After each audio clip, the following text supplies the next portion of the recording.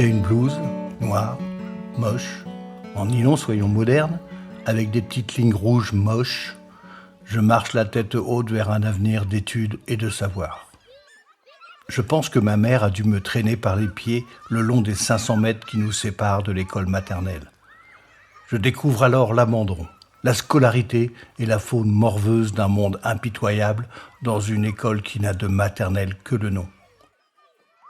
15 000 mômes, au moins, qui portent le costume d'infamie de l'écolier, vestige d'une autre époque. Ne manquent que les sabots pour faire pleurer dans les chaumières. Je sais, j'ai vu les disparus de Saint-Agile à la télé. J'exagère un poil, je l'admets, l'école est aussi neuve que nos maisons castors. Avec en plus un préau et une jolie structure ludique et pédagogique et métallique qui trône au milieu de la cour. On l'appelle la cage d'écureuil. Effectivement, comme eux, on grimpe, on saute d'une échelle à l'autre, et comme eux, on s'y casse les dents. Plutôt sur les barreaux d'acier que sur les noisettes. Je pense que le pharmacien du quartier a fabriqué lui-même cette structure à gamelles et à bosses en tout genre.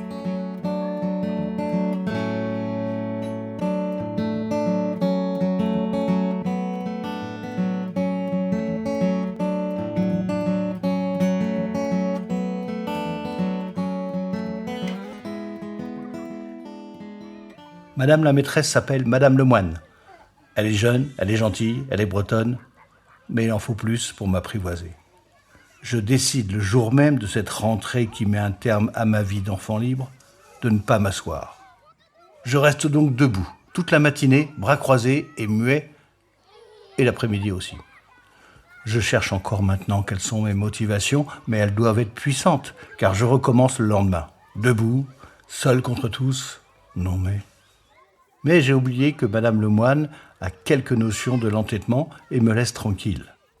Mon combat n'intéresse personne, je finis donc par me soumettre, vaincu et courbattu. Allez, Chacté, à l'est. Qu'il en soit ainsi. Je vais pendant des mois barbouiller de peinture des centaines de feuilles blanches. Je vais aplatir des tonnes de pâte à modeler, répéter de vagues comptines parlant de choux, de lune, ou de galettes qui roulent. Et puis enfin, le jour de gloire arrive. On m'offre un très beau rôle sur la grande scène du Préau, pour la fameuse fête de fin d'année. Une chorégraphie subtile où je dois, en fermant les yeux, jouer d'un violon invisible, vêtu d'une petite tunique en satin bleu. Comme nous sommes 15 habillés pareil et jouant de l'air violon, je ne pense pas être le seul à être traumatisé à jamais par le printemps de Vivaldi.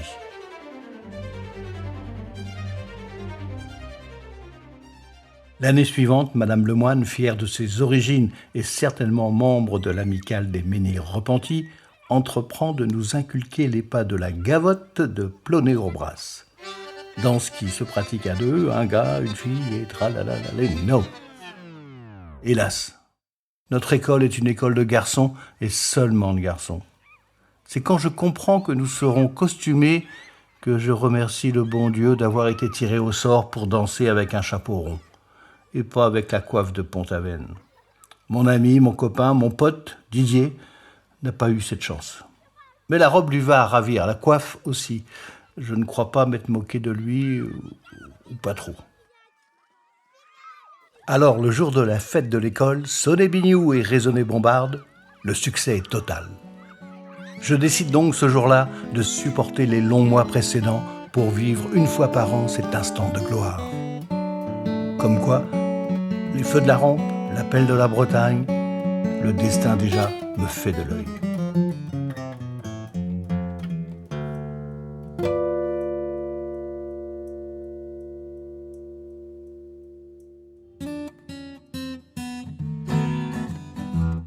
C'était Souvenir à peu presque, un podcast de Jean-Michel Vinchon. Toute ressemblance avec des faits et des personnages existants ou ayant existé ne serait que le fruit d'un gros coup de bol. Enregistrement et mise en scène sonore par James Wood, musique de Jean-Michel Maillard et Franck Michalon.